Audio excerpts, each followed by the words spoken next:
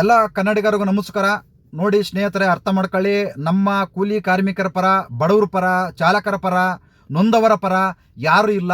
ಯಾಕೆ ಅಂದರೆ ಇವತ್ತು ಮುಖ್ಯಮಂತ್ರಿಗಳ ಪರವಾಗಿ ಕೆಲವು ಸಂಘಟನೆಯ ಹೋರಾಟಗಾರರು, ಕೆಲವು ಕನ್ನಡ ಪರ ಹೋರಾಟಗಾರರು ಇವತ್ತು ಮುಖ್ಯಮಂತ್ರಿಗಳ ಪರ ಇವತ್ತು ರಾಜ್ಯಪಾಲರ ಆಫೀಸಿಗೆ ಮುತ್ತಿಗೆ ಹಾಕಕ್ಕೆ ಹೋಗ್ತಾ ಇದ್ದಾರೆ.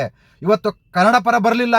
ಇವತ್ತು ವಾಲ್ಮೀಕಿ ಹಗರಣ 180 ಕೋಟಿ ಇವತ್ತು ನೂರಿಗೆ ಕುಡಿದ್ರು. ಅದ್ರ ಬಗ್ಗೆ ಯಾರು ಹೋರಾಟ ಮಾಡಕ್ ಬರಲಿಲ್ಲ. ಇವ್ರು ಯಾರು ಇವಾಗ ಎದ್ದು ಬಂದುಬಿಟ್ಟಿದ್ದಾರೆ. ಇವಾಗ ಇವರಿಗೆ ಜ್ಞಾನ ಬಂದ್ಬಿಟ್ಟಿದೆ. ಇವಾಗ ನಿದ್ದೆಯಿಂದ ಎಚ್ಚಾಗ್ಬಿಟ್ಟಿದೆ. ಇವಾಗ ಕನ್ನಡಿಗರಿಗೆ ಎಷ್ಟು ಅನ್ಯಾಯ ಆಗ್ತಾ ಇದೆ ಇದನ್ನು ಕೇಳೋರು ಯಾರಿಲ್ಲ. ಇವತ್ತು ಎಷ್ಟೋ ಕಂಪ್ನಿಗಳಲ್ಲಿ ಕನ್ನಡದವ್ರನ್ನ ಕೆಲಸದಿಂದ ತೆಗೆದಾಕ್ತಾ ಇದ್ದಾರೆ. ಇದನ್ನು ಕೇಳೋರು ಯಾರಿಲ್ಲ. ಅಲ್ಲಿರ್ತಕ್ಕಂಥ ಕಾರ್ಮಿಕರು ಇವತ್ತು ಭಿಕ್ಷೆ ಬೇಡ ಪರಿಸ್ಥಿತಿ ಬಂದಿದೆ. ಆ ಥರ ಆಗಿದೆ. ಇವತ್ತು ಈ ಹೋರಾಟಗಾರರು, ಈ ಕನ್ನಡ ಪರ ಹೋರಾಟಗಾರರು ಶ್ರೀಮಂತರ ಪರ ಇದ್ದಾರೆ, ಮಂತ್ರಿಗಳು ಪರ ಇದ್ದಾರೆ. ಮಾಡಲಿ. ಯಾಕಂದ್ರೆ ಮುಖ್ಯಮಂತ್ರಿಗಳ ಪರ ಅವರು ಹೋರಾಟ ಯಾವ ಥರ ಮಾಡ್ಬೇಕಂದ್ರೆ, ಮುಖ್ಯಮಂತ್ರಿಗಳ ವಿರುದ್ಧ ಯಾರೋ ಬೇರೆ ದೇಶದವರು ಏನೋ ಯುದ್ಧ ಮಾಡಕ್ ಬಂದ್ರೆ ನಾವು ಅವರಿಗೆ ಸಪೋರ್ಟ್ ಮಾಡಕ್ ಹೋಗ್ಬೇಕು.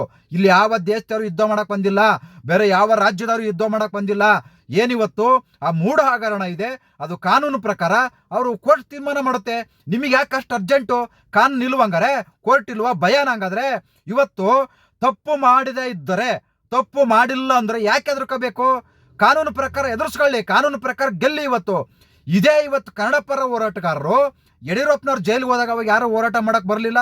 ಅವಾಗ ರಾಜ್ಯಪಾಲರ ಮೇಲೆ ತುಂಬ ಪ್ರೀತಿ ಇತ್ತು. ಇದೇ DK ಶಿವಕುಮಾರ್ ಅವರು ಜೈಲಿಗೆ ಹೋದ್ರು, ಅವಾಗೂ ಯಾರು ಈ ಕನ್ನಡ ಪರ ಹೋರಾಟಗಾರರು ಬರಲಿಲ್ಲ. ಯಾಕೆ? ಅವ್ರು ಕನ್ನಡದವ್ರಲ್ವಾ? ಸಿದ್ದರಾಮಯ್ಯನವ್ರು ಮಾತ್ರ ಕನ್ನಡದವ್ರ?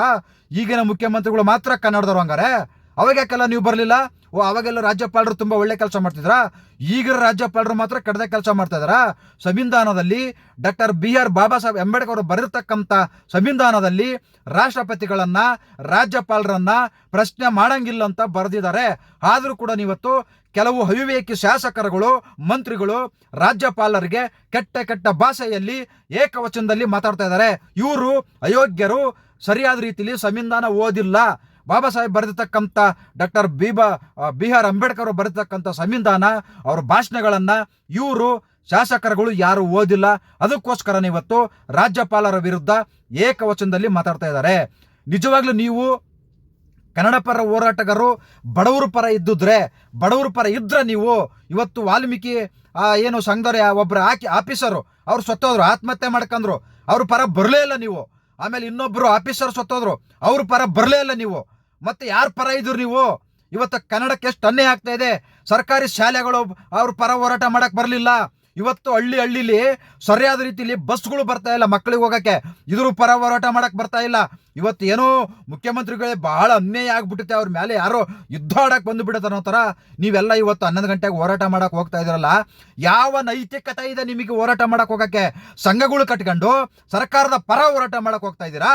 ಕನ್ನಡ ಪರ ಇಲ್ಲ ಹಂಗಾರೆ ನೀವು ಯಾರನ್ನು? ಹಂಗಾರೆ ಅರ್ಥ ಮಾಡ್ಕೊಳ್ಳಿ. ಇಷ್ಟೇ, ನಮ್ಮ ಕೂಲಿ ಕಾರ್ಮಿಕರ ಪರ ನಾವೇ, ನಮ್ಮ ಜೀವಕ್ಕೆ ನಾವೇ ರಕ್ಷಣೆ. ನಮಗೆ ಯಾರು ರಕ್ಷಣೆ ಕೊಡೋರಿಲ್ಲ.